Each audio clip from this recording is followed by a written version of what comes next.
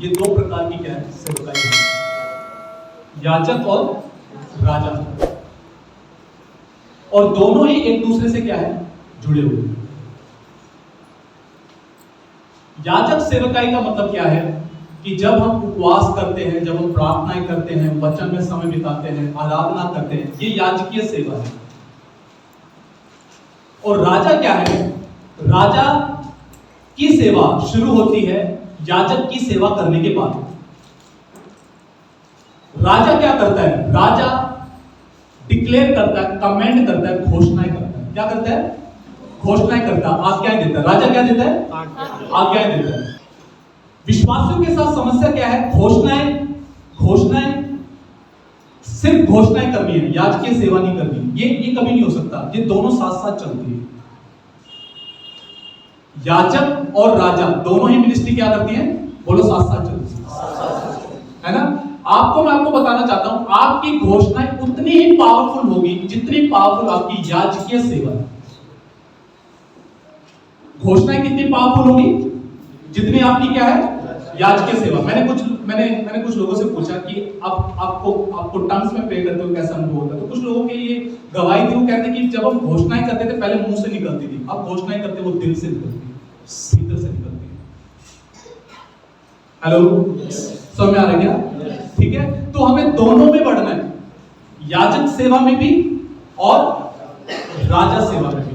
विषय के बारे में आज मैं बात करूंगा जो अत्यधिक आवश्यक है और आपको वो समझना पड़ेगा। सबसे पहली बात तो मैं आपको एक बात बताता हूं, बाइबल में उपवास से संबंधित हमारा एटीट्यूड कैसा होना चाहिए वो बता रखा है ना।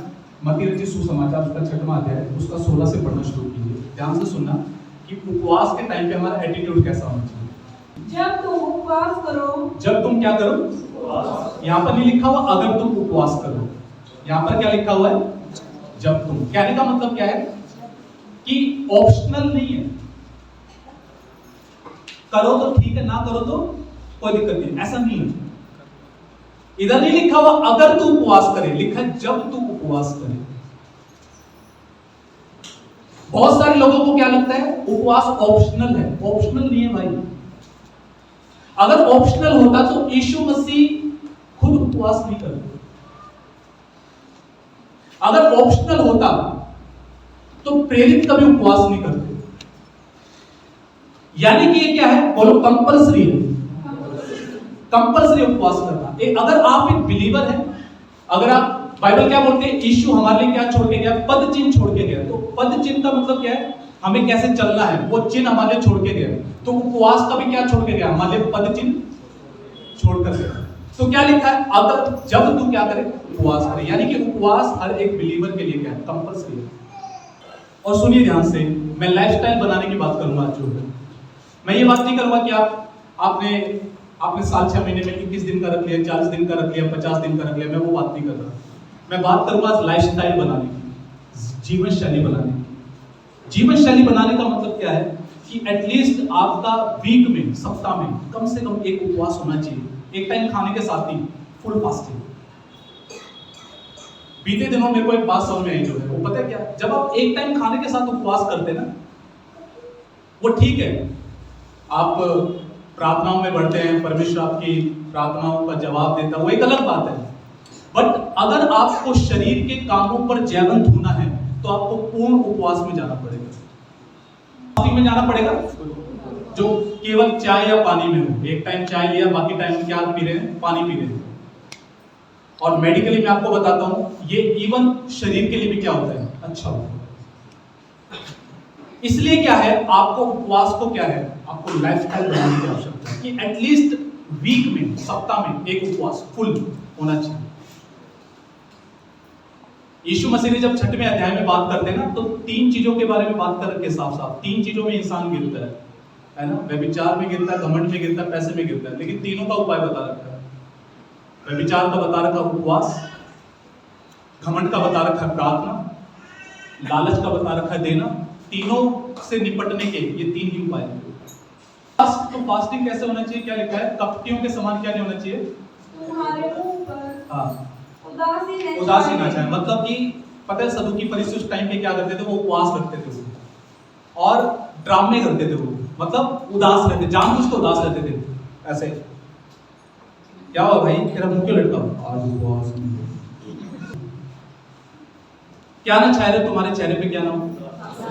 तो ये फास्टिंग का एटीट्यूड बता देते हैं यहाँ पे कि फास्टिंग का एटीट्यूड क्या होना चाहिए हमारे चेहरे पे। बल्कि फास्टिंग वाले दिन तो ज्यादा क्या हो, ज्यादा हैप्पी हो। हालेलुया। कैसे हो? ज्यादा हैप्पी हो। आगे, क्योंकि वे अपना मुंह बनाए रहते हैं, क्योंकि वो अपना मुंह बनाए रहते हैं। आगे, ताकि लोग उन्हें उपवासी जाने। ताकि कौन उन्हें उपवासी जाने? लोग उन्हें उपवासी जाने। और मैं तुमसे सच कहता हूँ कि वे अपना प्रतिफल पा चुके हैं। परंतु जब तुम उपवास करे तो उनको उनका प्रतिफल क्या हो गया? मिल चुका। उनका प्रतिफल पता क्या है? जब जैसे उन्होंने बोला ना, आज मेरे को 14वां दिन है उपवास का, 14वां दिन है उपवास का, वही उसका प्रतिफल है। तारीफ कर दी, पड़ोसी ने क्या कर दी? तारीफ कर दी, बस वही प्रतिफल हो गया। प्रतिफल वही पे हो गया, सेटल हो गया। आगे, परंतु जब तू उपवास करे तो अपने सिर पर तेल मल, और मुंह धो, मतलब बढ़िया चमकदार दिखना चाहिए उपवास वाले दिन, ताकि तेरे को लोग उपवासी नहीं, पर कौन उपवासी जाने? तेरा स्वर्गीय पिता जो तुझे किसमें देखता है। तो हम फास्टिंग व्यक्ति को दिखाने के लिए नहीं, परमेश्वर के सामने। तो हमारा एटीट्यूड एक्चुअल में क्या होना चाहिए? हमारा एटीट्यूड ये होना चाहिए कि साइड वाले को, पड़ोसियों को, कनिष्ठा को, लोगों को गाने के लिए हमें पता होना चाहिए कि मैं ये उपवास परमेश्वर के लिए कर रहा हूं। अगर इंसान ने आपकी तारीफ कर दी तो आपका प्रतिफल वही होगा। देखा कि फिर तुम्हें अपने स्वर्गीय पिता से क्या नहीं मिलेगा? कोई भी प्रतिफल नहीं मिलेगा। हालेलुया। याद रखना, मैं आपको एक बात बताता हूं, जब आप प्रार्थना करते हैं या उपवास करते हैं, बाइबल एक बात की गारंटी देती है, परमेश्वर के बारे में लिखा है, जब जो तेरा पिता जो तुझे गुप्त में देखता है वो तुझे प्रतिफल देगा। यानी कि उपवास का क्या है? प्रतिफल। हमारा एटीट्यूड कैसा होना चाहिए उपवास में? दिखावटी नहीं, कपटियों वाला नहीं। वर्क किसके सामने हम कर रहे हैं? परमेश्वर के सामने। ठीक है। जब मैं उपवास की बात कर रहा हूं तो मैं एक बहुत ही महत्वपूर्ण बात के बारे में बात करूंगा, जो है बहुत ध्यान से सुनना। और उपवास का राइट पर्पस आप समझना। जो है जब हम प्रभु में आते हैं, यीशु को उद्धारकर्ता स्वीकार किया, बाइबल ऐसा बताती है कि शरीर और आत्मा की क्या होती है? लड़ाई होती है। क्या होती है? लड़ाई होती है। शरीर का मतलब क्या है? शरीर का मतलब ये वाला शरीर नहीं। शरीर का मतलब है पुराना आदम का स्वभाव जो हमारे अवचेतन मन में अभी भी काम करता है। शरीर का मतलब क्या है? आदम का, वो पुराना आदम का स्वभाव जो हमारे अवचेतन मन में अभी भी क्या करता है? वो कार्य करता है। आत्मा नहीं होगी, मन नया नहीं हुआ, तो आपस में इन दोनों के क्या होते हैं? झगड़े होते हैं, लड़ाई होती है, एक दूसरे का विरोध करते हैं। कैसे विरोध करते हैं? आत्मा बोलती है माफ कर, लेकिन अंदर से आवाज आती है शक्ल भी नहीं देखूंगा। समझ आ रहा है क्या? स्पिरिट में आता है रील्स देखना बंद कर, मन में आता है टाइम पास कैसे होगा। हालेलुया। मैं आपको एक बात बताना चाहता हूं, बाइबल में ऐसा लिखा हुआ है कि जितने परमेश्वर के पुत्र हैं वो आत्मा के चलाए चलते हैं। तो आपको और मुझको आत्मा के चलाए चलने के लिए बुलाया गया है। हालेलुया। तो उपवास का क्यों मैं आपको उपवास लाइफस्टाइल बनाने की कह रहा हूं? क्योंकि आत्मा में चलना ऐसा नहीं होना चाहिए हमारे लिए। मैं 2 महीने आत्मा में चलता हूं जी, फिर मैं 10 दिन गायब रहता हूं, मैं पूरा शरीर में चलता हूं। ऐसी चीजें, ऐसा लाइफस्टाइल आपके लिए कोई भी रिजल्ट नहीं लेकर आएगा। हेलो, मैं आपको मेरी डिजायर ये है, मेरी प्रार्थना ये है, और आज आपके अंदर से बात खत्म हो जाए। ऐसा नहीं होना चाहिए आज मैं ऊपर, आज मैं नीचे, तो ये नहीं होना चाहिए हमारे साथियों को।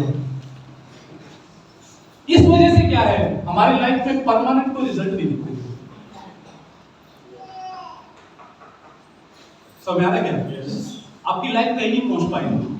आप एक पहाड़ के चक्कर लगाते रहेंगे, आपको लगेगा मैं एक साइकिल के अंदर घूम रहा हूं, मेरी जिंदगी जैसे फंस सी गई है। कैसे आपको कई बार ऐसा लगेगा कि जैसे गाड़ी होती है, गाड़ी का पीछे कहीं टायर फंस गया, कहीं कीचड़ में टायर फंस गया, आप उसे रेस दिए जा रहे हैं, वो घूमे जा रहा है, वो फंसे जा रहा है। तो इसलिए आत्मा में चलना एक सप्ताह नहीं होना चाहिए। आपको डिसीजन लेना है, मैं परमेश्वर का बेटा हूं, मैं आत्मा से जन्मा हूं, इस वजह से मैं आत्मा में चलना अपना जीवन शैली बनाऊं। देखो, आपके अनुभव में अप डाउन हो सकता है, आपके अनुभव में अप डाउन हो सकता है। फॉर एग्जाम्पल, यीशु मसीह जब बपतिस्मा लिए, जब ऊपर आए, जब उनके ऊपर कबूतर के समान पवित्र आत्मा उतरा, तो आकाश से आवाज आती है कि ये मेरा प्रिय पुत्र है, इसकी तुम क्या करो, सुनो। कितना अद्भुत अनुभव है। आकाश से आवाज आ रही है, पिता की आवाज आ रही है, और क्या बोल रहे हैं, ये मेरा प्रिय पुत्र है, इसकी तुम क्या करो, सुनो। बढ़िया अनुभव है।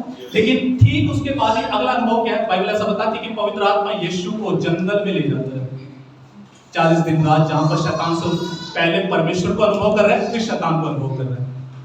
तो लेकिन आप दोनों ही बातों में क्या देखोगे, जब वहां शैतान परीक्षा करने आ रहा है, क्या यीशु मसीह वहां आत्मा में नहीं चल रहा है। अनुभव में अप डाउन होता है, बट आत्मा में चलने में अप डाउन नहीं होना चाहिए। कितनों को बात समझ है ना। तो ऐसा हो सकता है आपको कभी कभी परमेश्वर बहुत ज्यादा अनुभव, आपको वचन पढ़ने में बड़ा आनंद है, या कभी कभी हो सकता है कि अरे मेरे को पहले जैसा मजा नहीं आया।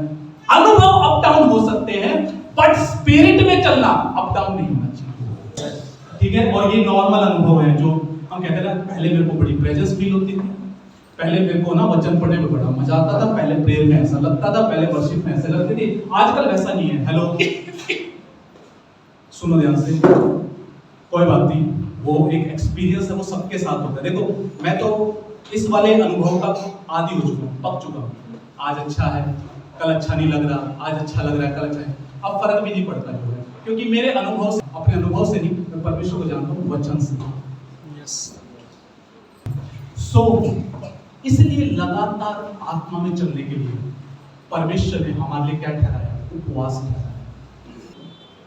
आप पूछेंगे शरीर के काम क्या है, मैं आपको बताऊं, हर वो चीज जो आपको कंट्रोल कर रही है वो शरीर के काम। अगर आप रील्स नहीं छोड़ पा रहे तो शरीर के काम। ये किसी टाइम पे मेरे साथ भी होता था। फेसबुक पे कोई वीडियो आया, किसी फिल्म का क्लिप देखा, बढ़िया सीन डाल देते फेसबुक के अंदर, है ना, वो बढ़िया फिल्म का अक्षय कुमार फाइट कर रहा है जो है, तो वो एक सीन देख लेता हूं, उसके बाद मैं प्रेयर में बैठूंगा। तो मैं क्या कर रहा हूँ, वो सीन देखा, 10 मिनट का सीन है, चलो 10 मिनट का, तो ये देख के फिर प्रेयर में बैठ जाएंगे। तो वो देखा, देखने के बाद पता लगा, अच्छा अब अगली फिल्म का सीन है, ये भी बड़ा अच्छा सीन है, चलो थोड़ी देर एक के बाद करके पता लगता है कि हमारे कितना घंटा बीत हो गया, 1.5 घंटा 1 घंटा वेस्ट। और मेरे को क्या करनी थी, प्रेयर करनी थी वचन के सामने। हम परेशान हैं, हम प्रार्थना करते हैं, अगले दिन फिर वही सेम रिपीट, तीसरे दिन फिर सेम रिपीट, चौथे दिन फिर। अगर वो चीज आपको कंट्रोल कर रही है, वो शरीर का काम है। कई सारे लोग ऐसे होते हैं जिनको गेम्स के एडिक्टेड है, वॉलीबॉल नहीं छूटेगी, क्रिकेट नहीं छूटेगा। परमेश्वर नहीं चाहता कोई भी चीज आपको कंट्रोल करे। हर वो चीज जो आपको कंट्रोल करती है वो शरीर का काम है।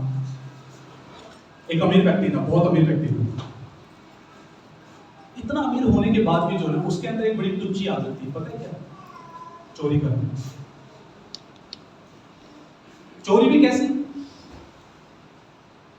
चश्मा दिखा किसी का, चश्मा उठा लिया, जेब में डाल दिया, कहीं रेस्टोरेंट में बैठा है, ग्लास रखा है, ग्लास डाल दिया, इतना अमीर होने के बाद भी। और वो आदत उसकी छुट्टी नहीं। नतीजा ये हुआ कि एक दिन वो पकड़ा गया, उसको धर लिया पुलिस वालों ने। उससे एक सवाल पूछा, यार तुम इतने अमीर हो, इतना पैसा तुम्हारे पास, ये तुम ऐसे काम क्यों करते हो, चोरी क्यों करते हो? तो पता उस व्यक्ति का जवाब क्या था, उसने बोला, पता नहीं मुझे क्या होता था, मैं खुद को नियंत्रण नहीं कर पाता। मैं किसी भी चीज को देखता हूं तो मेरा मन करता है इसको उठा लूं।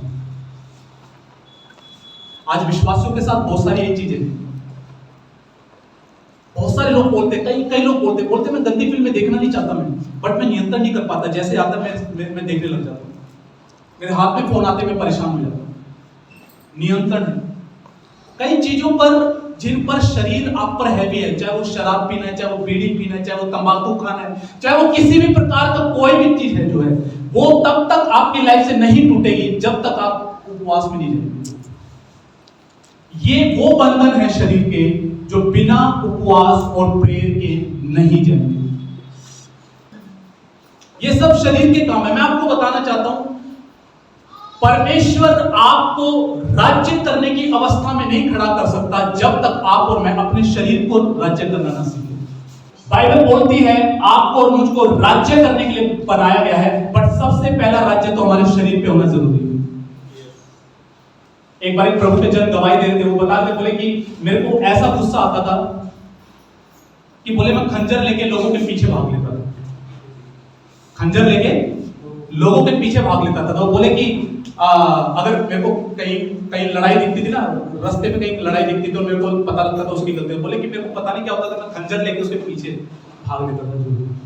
बोले कि लोग डरते थे, ये सोचते थे कि ये अड़ियल है, दिमाग का वो है, ये है, इससे बच के रहो। और वो बोले कि मैं उपवास में प्रार्थना कर रहा था अन्य भाषाओं में, और मेरे को एक हरे रंग का सांप दिखा। मैंने पूछा प्रभु ये क्या है? प्रभु ने बोला ये वो शैतानी आत्मा है जो तेरे को अत्यधिक गुस्सा दिलाती है, आज ये तेरे को छोड़ के जाती है। आपको पता है अत्यधिक भयंकर गुस्सा आना जिसमें ये मन करे कि सामने वाले को जान से मार दो। बाइबल इसको पता है क्या बोलती है? फीट्स तोड़े। ये बातें आपकी लाइफ से तब तक नहीं जाएंगी जब तक आप अपने जीवन को उपवास और प्रार्थना के लिए समर्पित नहीं करते। मैं आपको बताना चाहता हूं, सुना ध्यान से, क्यों उपवास जरूरी है। पता है क्यों उपवास जरूरी है? अगर शरीर आपको लंबे टाइम तक कंट्रोल करता रहा तो उसका नतीजा पता क्या होगा? पॉइंट नंबर 1 मैं आपको बताता हूं, शर्म आपके जीवन में आएगी।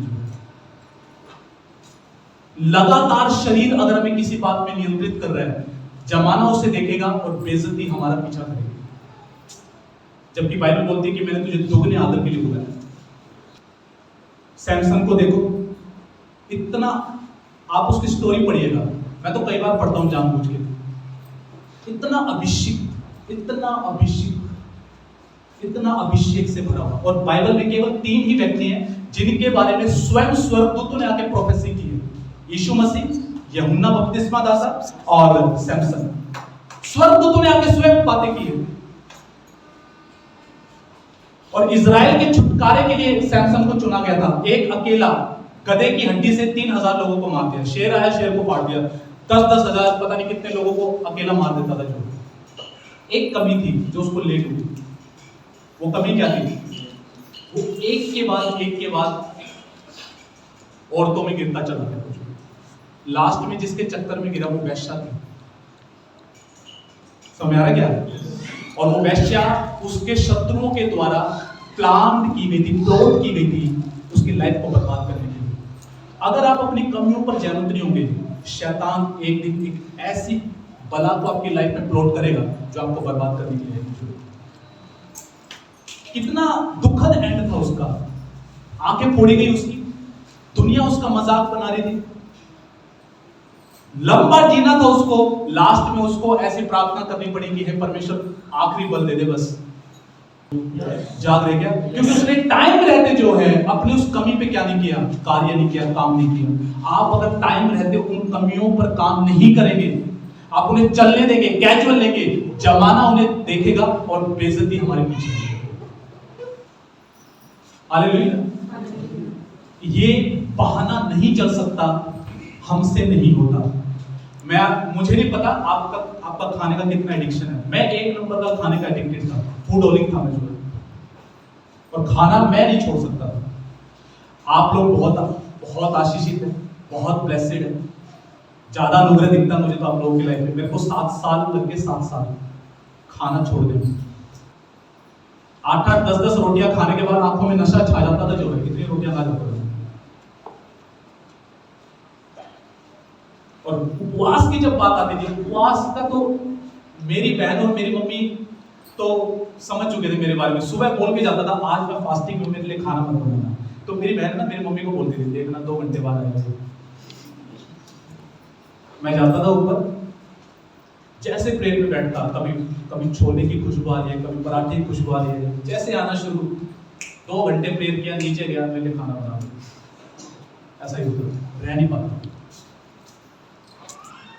नतीजा क्या था? बहुत सारी चीजों पर मैं जयवंत नहीं था, प्रार्थना होने के बाद लाइफस्टाइल में जयवंतता नहीं थी। क्यों? क्योंकि शरीर पर खाना राज्य कर रहा है।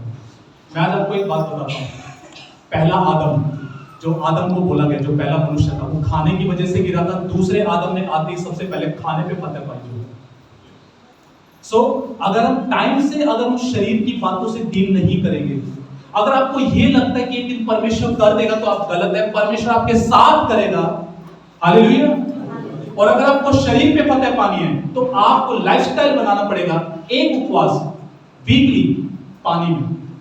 हेलो, ट्रेनिंग आसान नहीं। आपको पता है बहुत सारी चीजें हमारे शरीर पर चिपकी रहती है आत्मिक जीवन में। प्रेयर में बैठते जो आलस्य आता है, नींद आती है, उबासी आती है, और ऐसा होता है बिल्कुल सो जाओ, कुछ चिपका हुआ शरीर के ऊपर जो ऐसा कर... हालेलुया। क्या होता है वचन शुरू होते ही कुछ लोग तो बिल्कुल यहीं पे ऐसा लगता है कि बस अभी 1 घंटा से सोएंगे। जुबान कंट्रोल नहीं हो रही, गालियां मुंह से धड़ाक धड़ाक निकलती है। इसका मतलब क्या है? वहां पर जयवंत होने की आवश्यकता है, फतह पाने की आवश्यकता है। अगर हम शरीर पे फतह नहीं करेंगे तो क्या होगा? इजरायलियों को देख लो, इजरायलियों के साथ क्या हुआ था? 40 वर्ष जंगल में भटकते रह गए। उनकी जिंदगी की स्पीड क्या थी? स्लो थी। और पता है क्यों स्लो थी? शरीर पे कभी फतह नहीं पाई उन्होंने। क्या था उनके अंदर? बार बार खाना ना मिल, खाने के इतने एडिक्टेड थे वो, खाना ना मिलती। परमेश्वर क्या कर रहा है? मूसा क्या कर रहा है? हमें कहां ले आया? हमें खाना नहीं दिया। शिकायतें स्टार्ट। खाने पे फतह नहीं पाई, कभी शरीर पे फतह नहीं पाई। बाइबल ऐसा बताती है बार बार वो व्यभिचार में गिरते थे। 40 वर्ष तक वो चक्कर काटते रहे। उनमें से बहुत कम थे जो वायदे के मुल्क में पहुंचे थे। हेलो। तो क्या होता है? शरीर पे मूव करने से क्या होता है? आपकी जिंदगी की, आपका डेस्टिनी तक पहुंचने की आपकी जो स्पीड है वो स्लो है। तो आप क्या चाहते हैं? आप जिंदगी में तेज मूव करना चाहते हैं या स्लो? पर्टिकुलर खाने का एडिक्शन होना शरीर का काम। मैं एक मैडम को जानता हूँ, वो बोलते मैं चावल के बगैर नहीं रह सकती। एडिक्शन, वो बोले फास्टिंग में करते तो चावल से करते, क्योंकि मैं चावल के बगैर नहीं रह सकती। इजराइलियों को किसका एडिक्शन था? क्या क्या बातें बोलते थे? अरे हमें तो ना मिस्र में खीरा मिलता था, टमाटर मिलता था, लहसुन मिलता था, प्याज मिलता था। क्या बचकानी बातों में लगे। फास्टिंग को कई सारे लोग पता है कैसे सोचते हैं, उपवास को कैसे सोचते हैं? परमेश्वर के हाथ मरोड़ देंगे। मतलब मैं इतने उपवास करूंगा, परमेश्वर को मेरे सामने झुकना पड़ेगा। ऐसा कुछ नहीं। पहली बात तो परमेश्वर, फास्टिंग से परमेश्वर नहीं बदलता, फास्टिंग से हम बदलते। दुख उठाएंगे तो वो सुनेगा, ऐसा ये फास्टिंग का पर्पस नहीं है। फास्टिंग का पर्पस है अपने शरीर पर अनुशासन लेकर आना, इस पर जयवंत। बहुत से लोग कहते हैं मेरे से बाइबल नहीं पढ़ी जाती। तो बाइबल नहीं पढ़ी जाती तो इसके रिगार्डिंग आप क्या कर रहे हैं? कुछ कर रहे हैं क्या? बहुत लोग बोलते हैं हमसे प्रेयर नहीं होती। आप वेट करते रह जाए तो जिंदगी में नहीं होगी जब तक उसका समाधान। एक बार एक प्रभु के जन की गवाही, वो किसी टाइम पर जो थे बहुत ज्यादा खाने के एडिक्टेड थे, बहुत ज्यादा खाना खाते थे। उपवास का नाम सुनते तो वैसे चक्कर आ जाते हैं। क्या आप इमेजिन कर सकते हो कि एक व्यक्ति एक दिन में 60 रोटी खा जाता हो, सुबह 20, दोपहर को 20, शाम को 20, और इतना खाने के बाद भी वो ऐसा बोलते हैं कि मेरे पेट में इतनी जगह रहती थी कि मैं 1 दर्जन केले भी खा सकता हूँ। जब बोले हॉस्टल में जब दाल बनती थी, मेरे लिए 1 कढ़ाई दाल बनती थी स्पेशल। तो बोले और समस्या थी मेरे साथ, स्पिरिचुअल आत्मिक समस्या। उसका नतीजा क्या था? बोले कि मेरे शरीर पे वश नहीं था। मैं अपने पापा से एक बार क्रोधित हो गया, उनके पीछे लठ लेके भाग गया। लठ, उनको लाठी मारने के भाग गया। वो बता रहे, बोले मैं पापा को मारने के लिए लाठी लेके भाग गया। वो बता रहे कि दिमाग शैतान का अड्डा था पूरा। बोले हर प्रकार के गंदे विचार, हर प्रकार के गंदे काम मेरे जीवन में शामिल थे, क्योंकि शरीर पर कंट्रोल नहीं। जब वो सेवा में आए, जब मिनिस्ट्री में आए, और उनका संघर्ष चल रहा था शरीर के कामों पर जयवंत होने का संघर्ष था बहुत ज्यादा। एक दिन पवित्र आत्मा ने बोला, जिस इलाके में वो पास्टर थे, पवित्र आत्मा ने बोला इस इलाके के लिए प्रार्थना कर 7 दिन उपवास के साथ। पवित्र आत्मा की आवाज थी, उन्होंने 7 दिन, तो जब पवित्र आत्मा की आवाज थी तो बोले कि मेरे लिए तो ये था कि एक दिन भी अगर कट जाएगा मेरे लिए ये बहुत बड़ी बात हो जाएगी। पवित्र आत्मा ने अनुग्रह दिया, क्योंकि उपवास पवित्र आत्मा की सामर्थ्य के बगैर नहीं हो सकता। तो उन्होंने 7 दिन उपवास किया। 7 दिन के बाद उन्हें लगा कि बोले कि मेरे लिए बहुत बड़ा चमत्कार था, 60 रोटियां एक दिन में खाने वाला बंदा 7 दिन भूखा रह गया।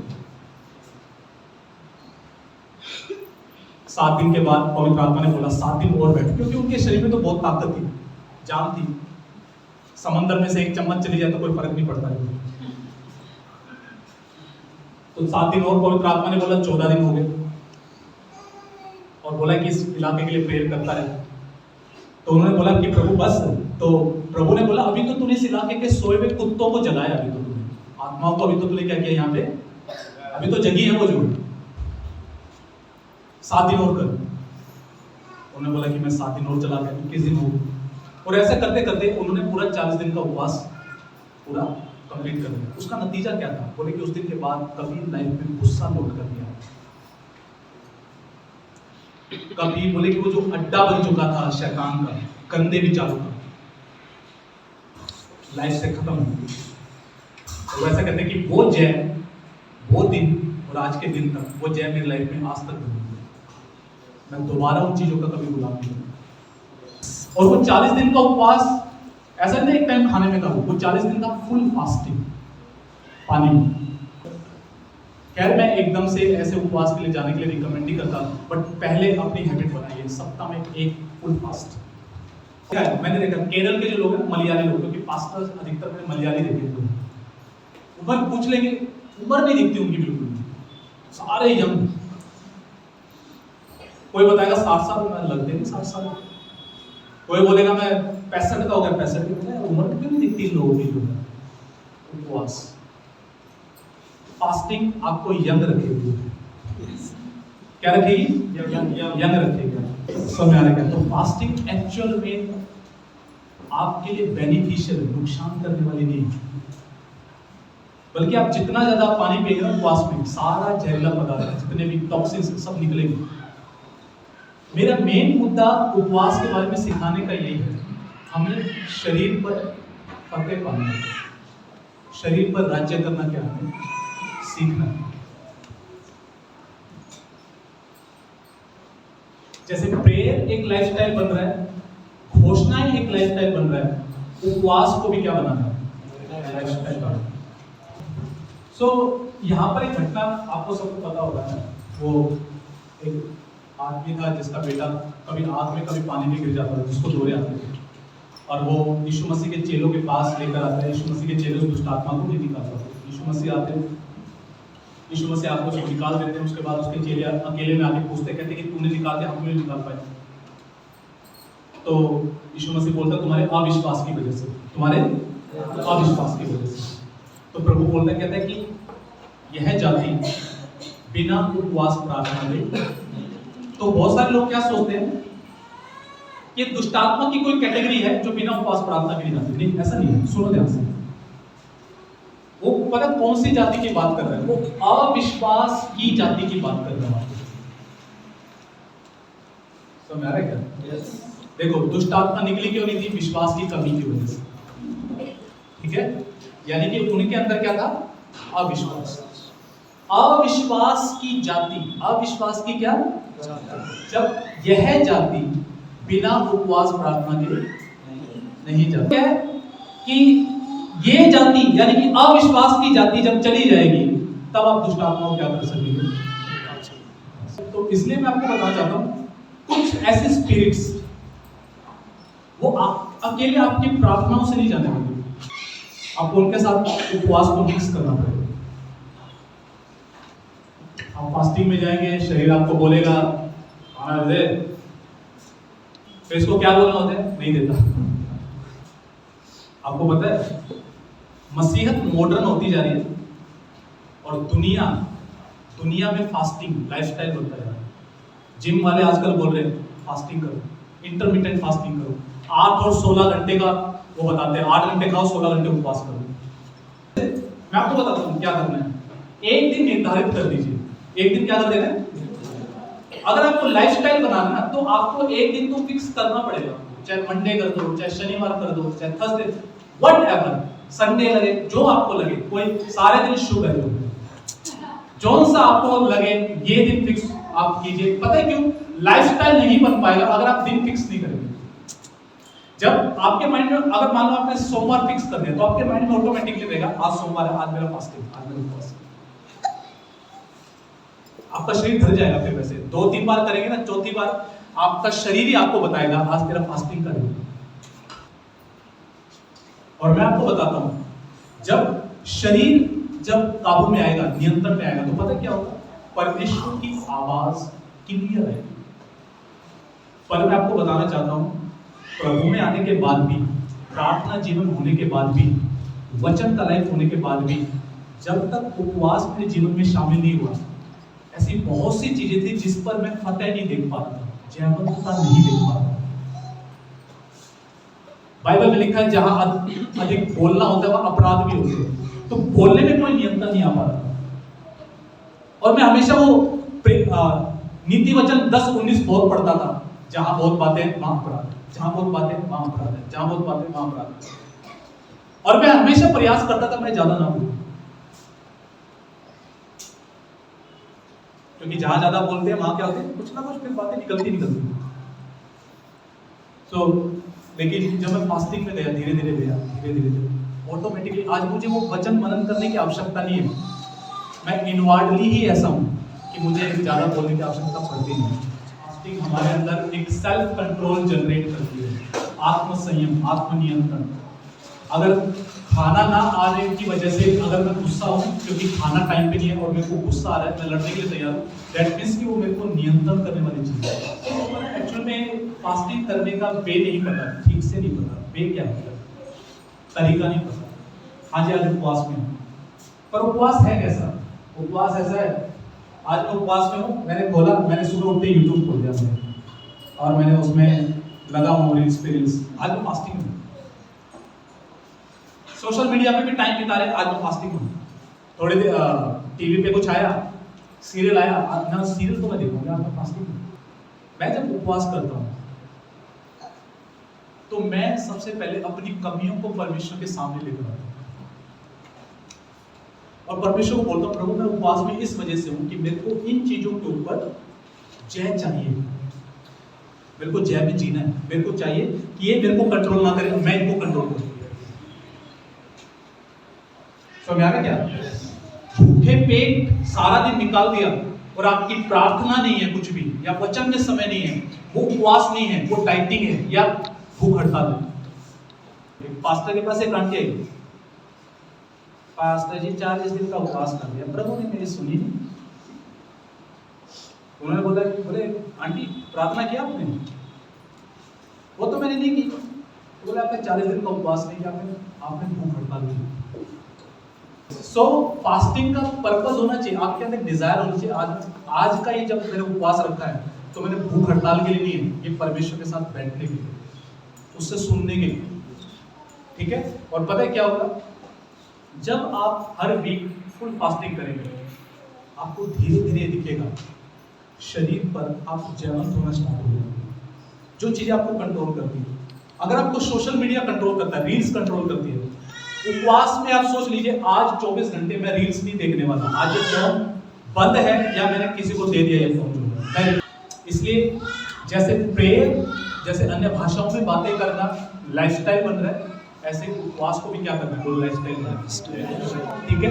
जैसे घोषणाएं बन रही है ऐसे उपवास को भी क्या करना है, मतलब कलीसिया के अंदर फास्टिंग एंड प्रेयर करना ये एक नॉर्मल बात होती है। क्या होना चाहिए? नॉर्मल, मतलब ये तो हमारा लाइफस्टाइल है, एक सीधी सी बात है। खाना खाना लोग लाइफस्टाइल है ना, पानी पीना लाइफस्टाइल है, सेम ऐसे ही प्रेयर एंड फास्टिंग लाइफस्टाइल।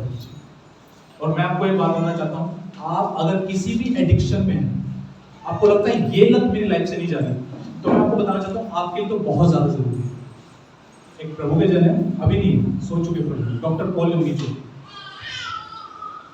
जब उन्हें उनके पास कोई भी व्यक्ति समस्या लेके आता और उस समस्या का समाधान उनके पास नहीं होता, मतलब कोई ऐसा विषय होता जो उनको ये लगता है कि यार इस प्रॉब्लम का समाधान मैं इन्हें नहीं दे पा रहा, तो वो पता है लास्ट में क्या बोलते थे? वो कहते थे कि तुम एक काम करो, तुम 3 दिन उपवास प्रार्थना में जाओ, परमेश्वर से पूछो। बंदा आता था 3 दिन उपवास प्रार्थना किया, बोले पास्टर जी किया, अगर क्या हुआ? बोले कुछ नहीं हुआ पास्टर जी, परमेश्वर ने कुछ बात नहीं किया। तो फिर वो पता क्या बोलते? वो कहते फिर जाओ, फिर करो, फिर किया, नहीं मिला समाधान, फिर वो आता है, फिर वो बोलते जाओ फिर करो। 4थी बार, 5वीं बार, 6वीं बार, 7वीं बार जब वो आता था, वो सॉल्यूशन के साथ वापस आता था। और मैं एक बात बोलता हूं कि मान के चलो कहीं से मेडिसिन चल रही है, दवाइयां चल रही है, अगर दवाइयों से समाधान नहीं हो रहा तो डॉक्टर क्या करता है? कहता है डोज बढ़ा दो। सेम यही है, अगर एक दिन उपवास प्रार्थना किया, एक सप्ताह उपवास प्रार्थना किया और कोई समाधान नहीं हुआ, तो सीधी सी बात है, डोज बढ़ाओ, बस बात खत्म। सॉल्यूशन इसी है। एक बार एक हस्बैंड वाइफ आए, तलाक की बात करने के लिए आए, बोले पास्टर जी हमें तलाक लेना, आपस में हमारी बनती नहीं, हमारे झगड़े बहुत होते हैं, इसमें ये कमी, इसमें ये कमी, ये ऐसी है, वो वैसा है, आपस में लड़ाई झगड़े होंगे, काफी लड़ाई झगड़े। पास्टर ने बोला ठीक है, तुम तलाक लेना चाहते हो, ठीक है, तुम एक काम करो, तुम 11 दिन 21 दिन उपवास करो, तुम उसके बाद तलाक लेना, पहले दिन क्या करो, तुम 21 दिन उपवास मांगो। क्योंकि पास्टर समझदार है, उसे पता है इनके शरीर की वजह से ये दोनों लड़ते हैं, शरीर की वजह से माफ नहीं कर पाते, शरीर की वजह से इनके गुस्से हैवी होते, तो 21 दिन जो बंदा भूखा रह लिया, गुस्सा कर सकता हो, तो वो 21 दिन उपवास में चले गए। उपवास करके आए, बोले पास्टर जी आप डिवोर्स कैंसिल कर दिया, कोई विचार बहुत ज्यादा परेशान कर रहे हैं। विचार पता है क्यों परेशान करते हैं? ये दिमाग एक्टिव होता है, तो इसको डीएक्टिवेट कैसे किया जाए? उपवास में चले जाओ, पानी में, चाय भी मत लो, इसे सर दर्द होगा, सर दर्द पे ध्यान जाएगा, विचारों पे जाएगा। दूसरे दिन, तीसरे दिन क्या होगा? दिमाग को वो एनर्जी मिलनी बंद हो जाती है जो उसको खाने से मिल रही होती है, चीनी से मिल रही होती है या नमक से मिल रही होती है। तो पता है क्या होता है? ये उस रीति से फिर ना एक्टिव नहीं होगा और आपके विचार क्या हो जाते हैं? वहां पे शून्य हो जाते हैं। तो पता है क्या होता है? आप कहेंगे वो विचार जो डिस्टर्ब कर रहे थे, पता नहीं कहां चले गए।